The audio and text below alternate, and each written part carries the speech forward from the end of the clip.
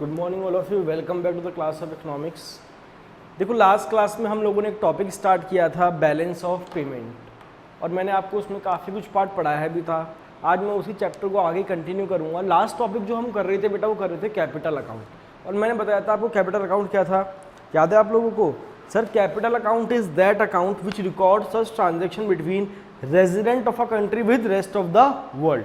आगे वाली line important है, which cause a change in the asset and liability status of a resident government of a country।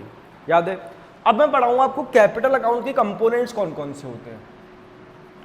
हम बात करेंगे बेटा कंपोनेंट्स ऑफ कैपिटल अकाउंट। अगर मैं कैपिटल अकाउंट की कंपोनेंट्स की बात करूं ना बच्चों, तो पहला आता है अपना फॉरेन इन्वेस्टमेंट।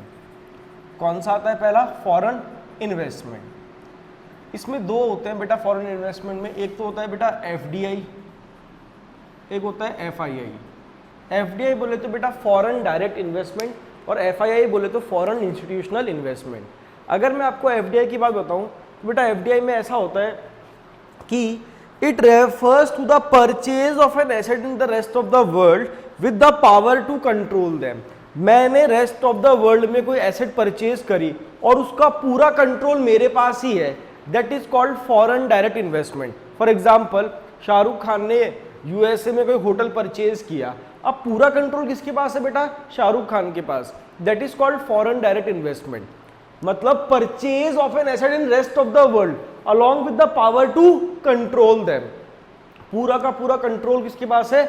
उसी के पास है। For example purchase of firm bye Reliance group in rest of the world. Reliance group में रेस्ट ऑफ द वर्ल्ड में कोई एक कंपनी या फर्म परचेज करी और पूरा का पूरा पावर किसके पास है बेटा? रिलायंस ग्रुप के पास। That is called FDI, foreign direct investment. मतलब आप कोई एसेट परचेज कर रहे हो रेस्ट ऑफ द वर्ल्ड के अंदर और पूरा पावर आपके पास है कंट्रोल करने का, दैट इज कॉल्ड एफडीआई। यहां पर भी सेम ही है कि आप कोई एसेट परचेज कर रहे हो बट आपके पास पूरा पावर नहीं है कंट्रोल करने का। देखो पढ़ते हैं, FII foreign institutional investment. It refers to the purchase of an asset in rest of the world without any control over it. तो वही आपने क्या करा बेटा? एसेट परचेज किया बट आपके पास पावर नहीं है कंट्रोल करने का। फॉर एग्जाम्पल आज यूएसए की कोई कंपनी है, मैंने उस कंपनी के 10 शेयर खरीद लिए। अब यू नो दैट कि share holders are the owners of the company, ऐसा बोलते हैं ना, share holders are the owners of the company. अब मुझे एक बात बताओ, क्या मैं उस कंपनी का ओनर बन गया? बिल्कुल। लेकिन क्या मेरे पास उस कंपनी को कंट्रोल करने के राइट्स आ गए क्या? नहीं sir. Share holders are the owners of the company but they do not have holding rights, क्योंकि सर आपके पास 10 शेयर है, आप जैसे करोड़ों शेयर होल्डर होंगे उस कंपनी के। That is called foreign institutional investment. अगर कंट्रोल करने का पावर है तो कहलाएगा एफडीआई, पावर नहीं है तो कहलाएगा एफआईआई। तो देखो अपन पढ़ रहे बेटा कंपोनेंट्स। मैंने पहला कंपोनेंट्स क्या पढ़ाया बेटा आपको? Foreign investment. दूसरा आता है बेटा लोन्स। दूसरा कंपोनेंट आता है बेटा लोन्स। इसमें भी दो पार्ट है बेटा, पहला होता है कमर्शियल बोरोइंग्स और दूसरा है बोरोइंग एज एक्सटर्नल असिस्टेंस। तो पहला मैंने बताया आपको बेटा क्या है? कमर्शियल बोरोइंग्स, और दूसरा क्या है बच्चों? Borrowings as a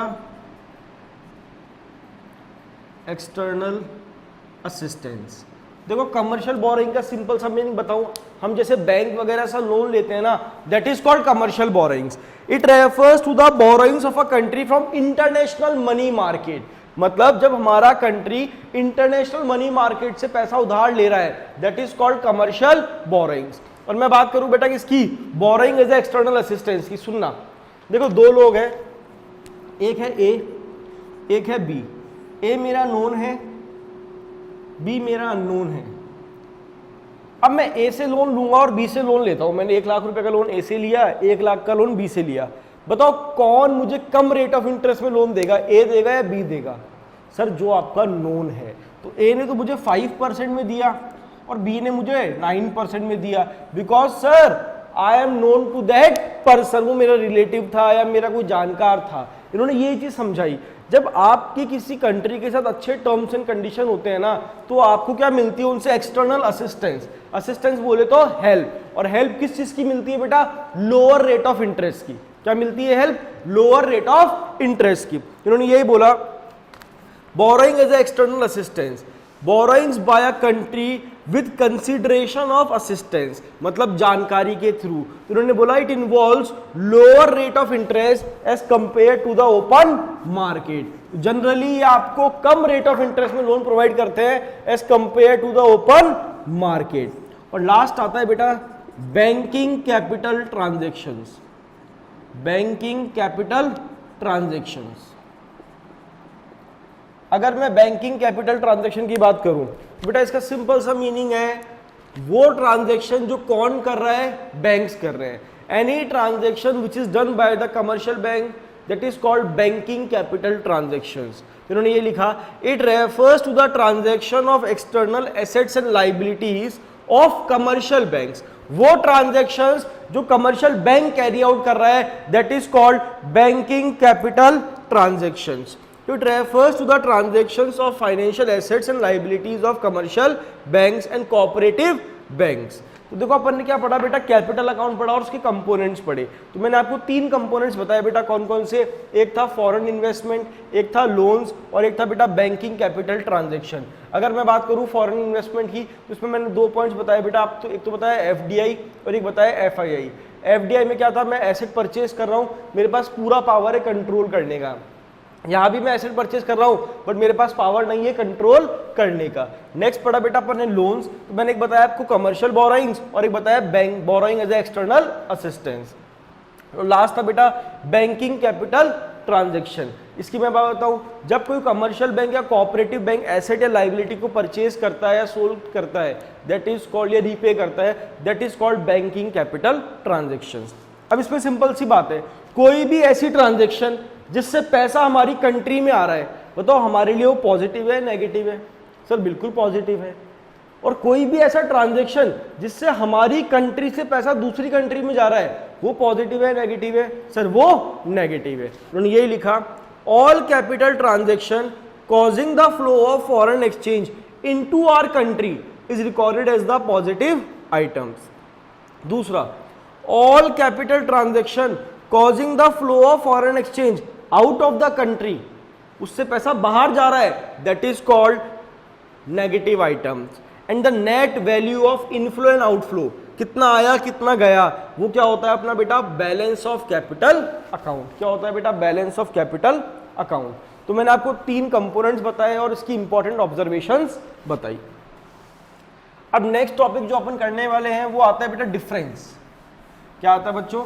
difference between current account and capital account. कि सर करंट अकाउंट और कैपिटल अकाउंट में क्या डिफरेंस होता है? तो हम करते हैं बेटा कि करंट अकाउंट और कैपिटल अकाउंट में क्या डिफरेंस होता है। देखो अगर फर्स्ट पॉइंट की बात करूं ना तो मीनिंग लिख दूं।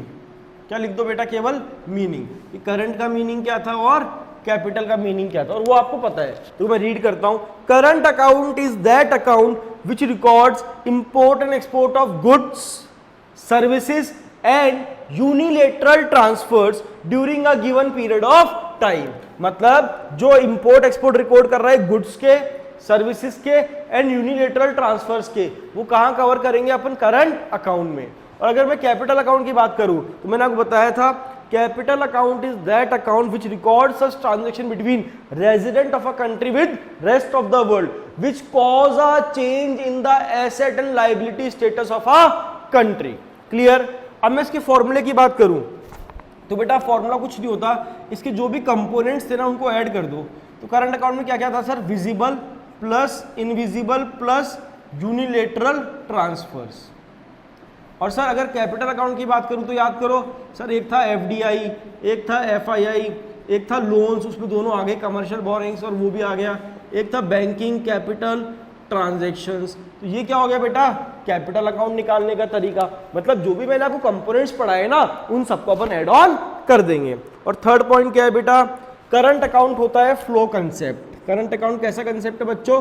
Flow concept. और अगर मैं कैपिटल अकाउंट की बात करूं तो इट इज स्टॉक कंसेप्ट। तो मैं बात करता हूं, देखो current account is a flow concept as it includes all items of flow nature, as it includes all items of flow nature, whereas capital account is the stock concept as it includes all items showing change in stock, क्योंकि यहां पर वो सारे items आते हैं जिसमें stock में change हो रहा है। तो अपन ने देखो डिफरेंस पढ़ा बेटा किसका, करंट अकाउंट और कैपिटल अकाउंट का। तो पहले मैंने बताया मीनिंग क्या होता है करंट का और कैपिटल का। नेक्स्ट अपन ने पढ़ा बेटा करंट अकाउंट में क्या क्या रिकॉर्ड कर रहे हैं अपन, visible, invisible and unilateral transfers, और कैपिटल में क्या रिकॉर्ड कर रहे हैं बेटा, सारे कंपोनेंट्स। फिर यहाँ बताया बेटा करंट अकाउंट कैसा है, फ्लो कंसेप्ट, और कैपिटल कैसा है बेटा, स्टॉक कंसेप्ट। तो आई होप आपको ये टॉपिक क्लियर हुआ होगा, difference between current account and capital account.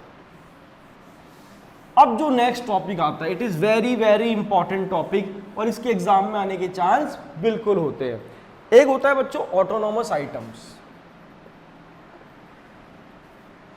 Autonomous items, एक होते हैं बेटा अकोमोडेटिंग आइटम्स। सर ये ऑटोनॉमस आइटम्स कौन से होते हैं और अकोमोडेटिंग आइटम्स कौन से होते हैं, हम समझने की कोशिश करते हैं। देखो ऑटोनॉमस आइटम्स की मैं बात करूँ ना, इसको अपन बोलते हैं अबव द लाइंस, और क्या बोलते हैं इनको, अबव द लाइंस। और इसकी बात करूँ तो इसको बोलते हैं बेटा अपन बिलो द लाइन, क्या बोलते हैं बेटा, और बिलो द लाइन। तो हम पढ़ने वाले हैं कि ऑटोनॉमस आइटम्स कौन से होते हैं और अकोमोडेटिंग आइटम्स कौन से होते हैं। बात करते हैं बेटा ऑटोनॉमस आइटम्स की। ऑटोनॉमस आइटम्स और transactions refers to those international economic transactions which are done for some economic motive. Generally ऐसे ट्रांजैक्शन जो प्राइवेट सेक्टर करता है। तो बेटा प्राइवेट सेक्टर कोई भी एक्टिविटी कैरी आउट करता है, कोई भी ट्रांजैक्शन कैरी आउट करता है, इसका मेन मोटिव क्या होता है बेटा, economic motive. Sir economic motive बोले तो बेटा प्रॉफिट मैक्सिमाइजेशन, प्रॉफिट मैक्सिमाइजेशन। आप खुद सोच के देखो ना, आज तुम प्राइवेट सेक्टर हो, मैं प्राइवेट सेक्टर हूं, तो मैं कोई भी काम करूंगा, मेरा मेन मोटिव क्या होगा, सोसाइटी का वेलफेयर या profit maximisation. Sir profit maximisation, वो सारे इकोनॉमिक ट्रांजैक्शन जिसका मोटिव क्या है बेटा, प्रॉफिट मैक्सिमाइजेशन। तो मुझे एक बात बताओ, क्या प्राइवेट सेक्टर को बीओपी के स्टेटस से फर्क पड़ेगा क्या, कि हमारा कंट्री का बीओपी का स्टेटस पॉजिटिव है या नेगेटिव है? नहीं सर, इनको तो खुद से मतलब है कि हमारा मोटिव क्या है, टू मैक्सिमाइज देयर प्रॉफिट। तो इनको कंट्री के बीओपी के स्टेटस से फर्क नहीं पड़ता कि वो पॉजिटिव है या नेगेटिव। तो मैंने लिखा और the transactions which are not condition by the BOP status of a country. तो ऐसे transactions which are not conditioned by the BOP status of a country, which are not conditioned by the BOP status of a country, either positive or negative। तो sir इनको country के BOP के status से फर्क नहीं पड़ता। तो simple सी बात है ना, प्राइवेट सेक्टर है, इनका मोटिव क्या है, टू मैक्सिमाइज देयर प्रॉफिट। तो इनको कोई लेना देना नहीं है कंट्री का बीओपी का स्टेटस पॉजिटिव है या नेगेटिव। तो मैंने पहले लिखा कि मोटिव क्या है, profit maximisation, and these are those transactions which are not conditioned by the BOP status of a country, और ये कोई बीओपी आइडेंटिटी को भी स्टैब्लिश नहीं करते। इन्होंने ये लिखा which are not meant to establish BOP identity. ये सर BOP की आइडेंटिटी को भी स्टैब्लिश नहीं करते। तो देखो 3 पॉइंट मैंने आपको बताए, क्या क्या, कि सर इनका मोटिव क्या है, प्रॉफिट मैक्सिमाइजेशन, इनको बीओपी के स्टेटस से फर्क नहीं पड़ता, ना ही ये कोई बीओपी की आइडेंटिटी को स्टैब्लिश करते हैं, और इनको और क्या बोलते हैं बेटा अपन, अबव द लाइन आइटम्स। अब हम बात करते हैं बेटा अकोमोडेटिंग आइटम्स। जनरली ये कौन करता है, गवर्नमेंट। क्यों करती है बताया आपको, ये क्या करते हैं, अगर बीओपी का स्टेटस पॉजिटिव है या नेगेटिव है तो ये एडजस्टमेंट्स करते हैं कि इसको हम कैसे कंट्रोल कर सकते हैं, कैसे सही कर सकते हैं। तो उन्होंने यही लिखा पहला point, accommodating items or transaction refers to those transactions which are undertaken to cover deficit और सरप्लस इन बीओपी। तो ऐसे transactions which are undertaken to cover deficit और सरप्लस इन बीओपी। मतलब अगर हमारी कंट्री का बीओपी स्टेटस डेफिसिट में या सरप्लस में है तो उसको कैसे मैनेज करना है।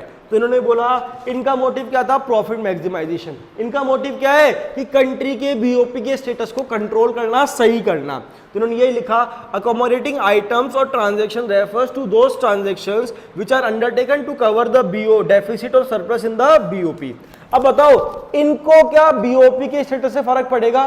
बिल्कुल, इनको बिल्कुल फर्क पड़ेगा। तो उन्होंने लिखा which are conditioned by the BOP status of a country, which are conditioned by the BOP status of a country. Sir इनको बीओपी के स्टेटस से फर्क पड़ता है। क्या ये लोग बीओपी की आइडेंटिटी स्टैब्लिश करेंगे? यस सर, बिल्कुल। Which are meant to establish BOP identity, और ये बीओपी की आइडेंटिटी को भी स्टैब्लिश करेंगे। देखो आपको एग्जाम में ऐसा नहीं लिख के आना प्राइवेट सेक्टर गवर्नमेंट सेक्टर, वो मैंने इसलिए बताया जिससे आपको रिमेन रहे, माइंड में याद रहेगा कि जनरली इनका मोटिव क्या है, प्रॉफिट मैक्सिमाइजेशन। इनका क्या काम है, टू कवर द डेफिसिट और सरप्लस इन बीओपी। ये बीओपी के स्टेटस से इनको फर्क नहीं पड़ता।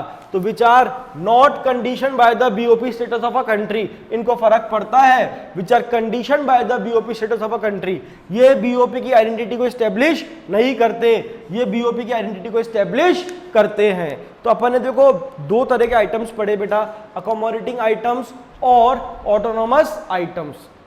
आई होप आपको ये दोनों टॉपिक क्लियर हुए होंगे कि सर ऑटोनोमस आइटम्स कौन से होते हैं और अकोमोडेटिंग आइटम्स कौन से होते हैं। इनको अपन बोलते हैं बेटा अबव द लाइन, इनको अपन बोलते हैं बिलो द लाइन।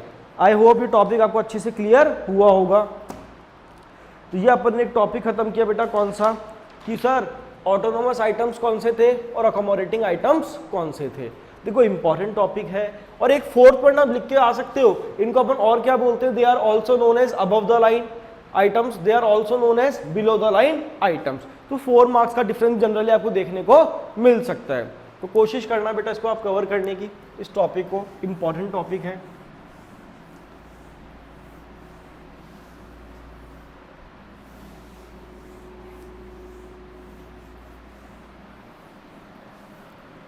अब देखो इसमें दो टॉपिक दे रखे हैं, एक causes of disequilibrium in BOP, एक बार रीड नहीं करना, एक बार नहीं पढ़ना, सेकंड डे जो रिवाइज करेंगे तब मैं आपको कराऊंगा। और एक था बेटा measures to correct disequilibrium in BOP, ये भी बाद में अपन करेंगे। अब आता है topic difference between balance of trade and balance of payment, कि सर बैलेंस ऑफ ट्रेड और बैलेंस ऑफ पेमेंट में क्या डिफरेंस होता है। देखो मैंने आपको बताया था बैलेंस ऑफ पेमेंट में हम सारे इकोनॉमिक ट्रांजैक्शन कवर करते हैं, visible, invisible as well as capital. और अगर मैं बैलेंस ऑफ ट्रेड की बात करूं बच्चों, तो यहाँ हम केवल उन्हीं ट्रांजैक्शंस को कवर करते हैं जो कौन से नेचर के होंगे, विजिबल नेचर। तो इन्होंने ये लिखा, balance of trade is the difference between money value of export and import, किसका बेटा, केवल गुड्स का, export and import of goods. बेटा कैसे निकलता है कि it is a difference between money value of export and import of goods और बैलेंस ऑफ विजिबल आइटम्स। मतलब यहां पर मैंने पढ़ाया था, यहां हम केवल विजिबल आइटम्स को कवर करते हैं। इन्होंने क्या बोला, the balance of payment of the country is a systematic record of all transactions, systematic record of all transactions, चाहे वो विजिबल हो, चाहे वो इनविजिबल हो, चाहे वो कैपिटल हो। क्लियर। सेकेंड पॉइंट ये बोलते हैं, it records only transactions of visible items. तो क्या लिखा, वही सेम चीज को रिपीट कर रहे हैं, it records only transactions of visible items, that is called merchandise. Merchandise बोले तो बेटा गुड्स, किसकी बात कर रहे हैं हम, केवल गुड्स की।